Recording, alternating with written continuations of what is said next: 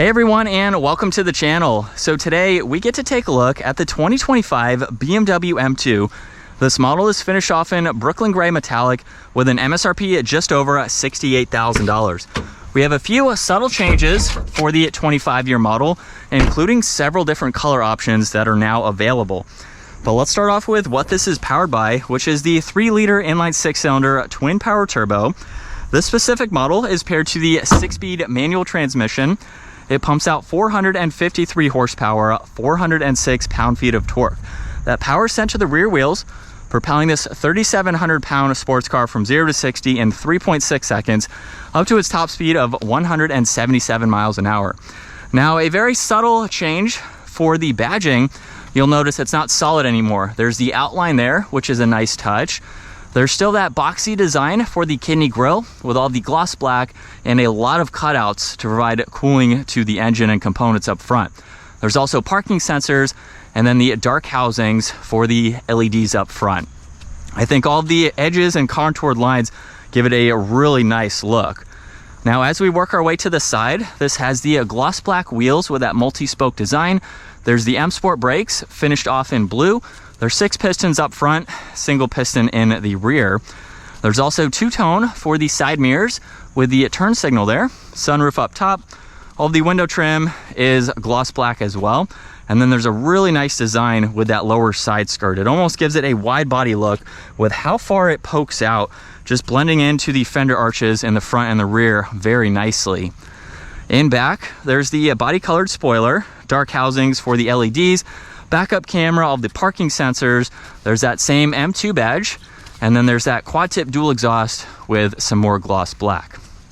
Now you can use the release on the key fob or up underneath to open up the trunk, where this could be your only vehicle. It is a practical, performance-oriented sports car where you can even fold down the back seats. So if you need that much more space, you can do that. There's also a grab handle up top where you can close that trunk very easily. Now, as we work our way to the interior, the door panel has a very cool design to it. With the indentions in the back section, there's this pattern right here. You have memory seats, window, side mirror adjustments, trunk release, and storage in that lower section. And then there's the M Sport bucket seats with that two-tone design to them. Very nice inserts. There's the manual support for your legs, and then you have the rest of the automatic controls. Now, this is a 4-seater. So this is how you gain access into the back. And then just to show some of the extra storage, when you fold these down, you can put in much longer items. So that way, this can be your only vehicle if you need it. Now, as far as putting people in the back, you might put your kids back here. You might be able to fit a car seat. At 5'10", it's not all that bad. I have plenty of legroom, but my head is up against the headliner here. I have the armrest, large window, so I could ride around town. I wouldn't go on a long road trip. So it's mainly for that extra seat if and when you need it. And of course, that extra practicality, so that way you can drive this every single day. Now, here's where we get a really big change.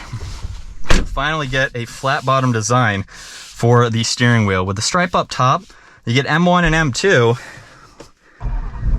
And then when we start this up, on this left side, there's all of your cruise control settings. You get carbon fiber accents. On the right side, there's volume and tuning.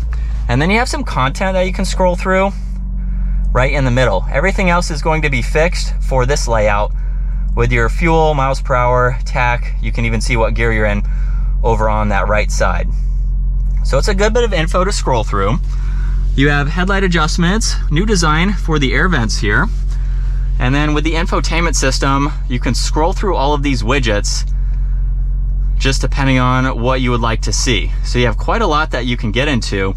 And then everything in the lower section is fixed. So you can quickly pull all of this up. You can even get into your drift analyzer, monitor all of that information. If we go back into that, there's also the lap timer. You have a lot of settings that you can get into. You can get into your climates, your navigation, and your music as well. There's carbon fiber underneath that with the new design for the air vents. You have power and volume and tuning. You even get a little bit of storage with auxiliaries and the cup holders there. This is how you put the M2 into reverse. So you have that backup camera with the guidelines there, and then the rest of the 6 gears here. There's traction control as well as your engine start stop. And then if you push on setup, this is how you can get into M1 and M2. So you can have these set up from comfort all the way to Sport Plus. Depending on how you're driving, you have those shortcuts readily available. You can also change the gauge cluster by going into Sport or Track. Gives you the information that you need for that type of driving. There's the exhaust note, auto hold, and traction control. Get a little bit of storage in the armrest as well as in the glove box there. And then there's garage door buttons up top and the controls for the sunshade and that sunroof. And then you have a good bit of visibility over both shoulders here.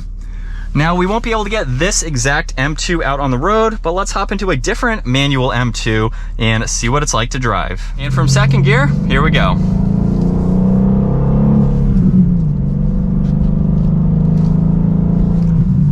Now, if you want to see more performance driving, check out the video where we took the manual M2 to the mountains. So we were really able to experience its full potential in that vehicle and what the driving characteristics are like. But for today's video, as we can automatically rev match through the downshifts there, you can go through all of the gears, which I know a lot of people do like to rev match themselves. I'm a fan of doing that as well, but sometimes it is fun to let the vehicle do some of that so you can focus on some other driving. Well, this is a great vehicle to drive. I highly recommend the M2, along with the Supra as well. So we have tons of Supra content from the two that my brother has owned. They are very nice vehicles. This one is larger because we have the back seat space.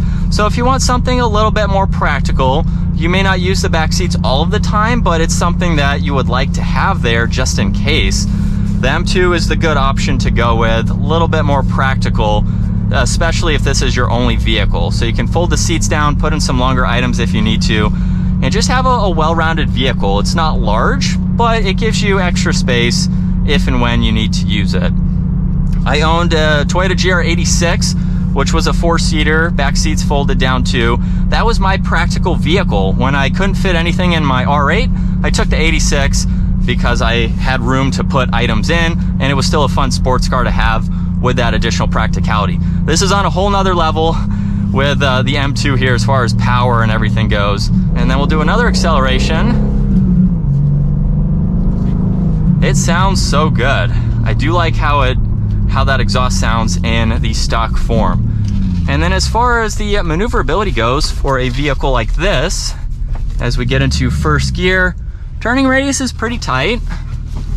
Do have to back up a little bit here, but it's pretty maneuverable, and I like how light the clutch pedal is, especially when I drove it for about 7 hours. I didn't get tired driving it. The clutch pedal is super light, and the shifter is very engaging. So it's an easy manual to drive, and one that you can drive in stop and go traffic. I know that's not everyone's preference to drive a manual in stop and go traffic, but as I did it on my road trip, you know, it wasn't all that bad. And we'll do another acceleration as we get up to speed here. And that's going to wrap it up for the 2024 BMW M2. Once again, huge shout out to Hendrick BMW Charlotte for providing this vehicle for me today. Take a look at their website, give this video a huge thumbs up, and consider smashing that subscribe button so you don't miss out on our daily uploads. I will see you all in the next video.